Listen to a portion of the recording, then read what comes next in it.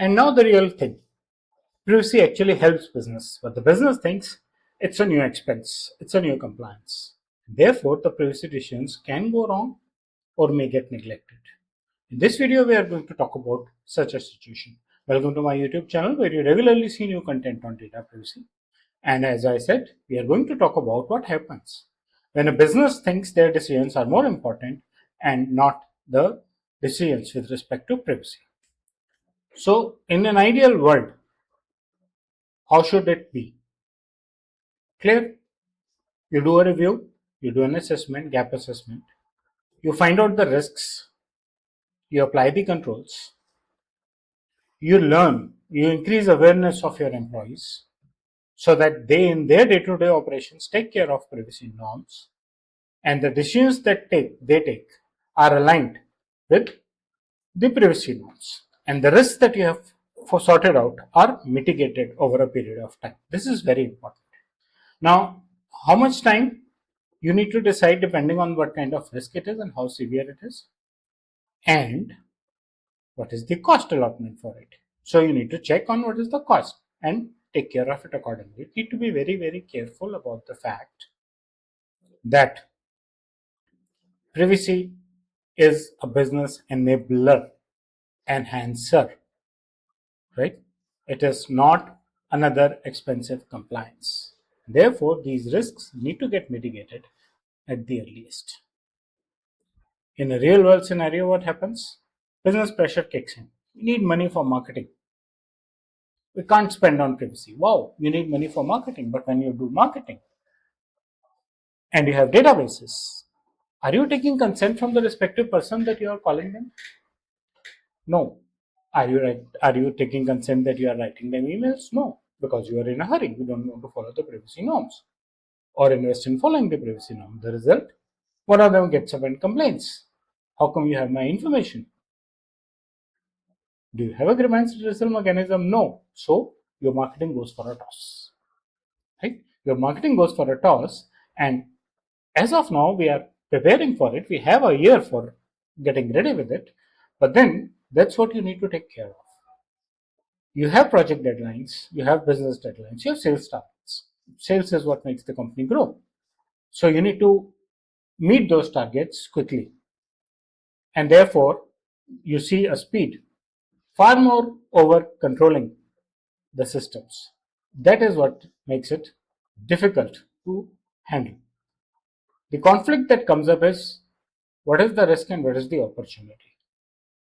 I have a database, I can do mass mailing. The opportunity, I'll get responses and I'll close business and my revenue targets would be justified, satisfied, achieved, maybe overshot.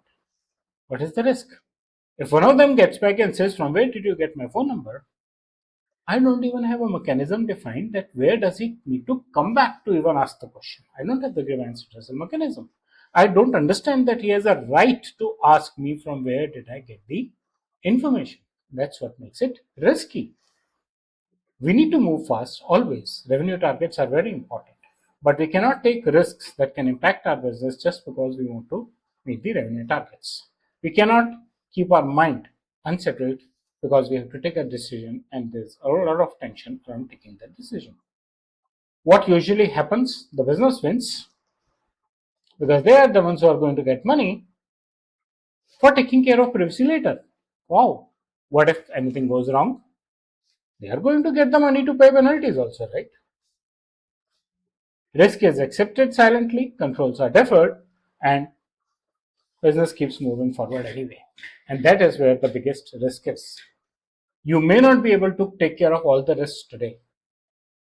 You may not be able to set up a full, thorough grievance redressal mechanism, fully automated, ticket logging, people getting responses and all.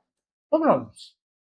At least you should have a dedicated phone number or email ID where people can raise their concerns.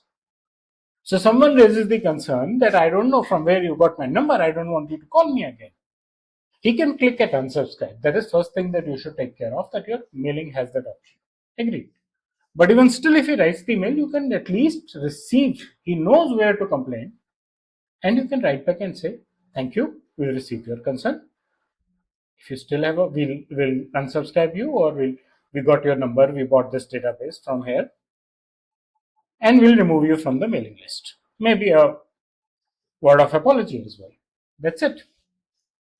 And when the business gets you money, make the full blown system and buy better and more filtered databases, by the way. So the hidden problem is that there's no visibility and therefore there's no ownership. Decisions are not documented properly and there's no clear accountability of people in the system. Therefore, risk is not visible. And when risk is not visible, that's a bigger problem than anything else that can happen on this earth. What should you do? You should make the risk visible. The sales marketing people should know that bouncing or such queries can come up so that they can put in a mechanism to at least accept, apologize, and move on with it. Document those decisions, assign the ownership, and make sure that the risk is explicitly known and controlled. Cannot ignore privacy risks. You have to make sure that privacy is not there to stop your business. Privacy is an enabler and an enhancer.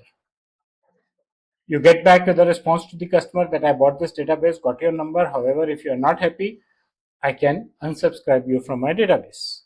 Maybe he gets a satisfaction, maybe he gets unsubscribed from the database, but he becomes a brand ambassador for your mechanisms, for your processes. Come back and buy something from you, help you achieve your revenue targets.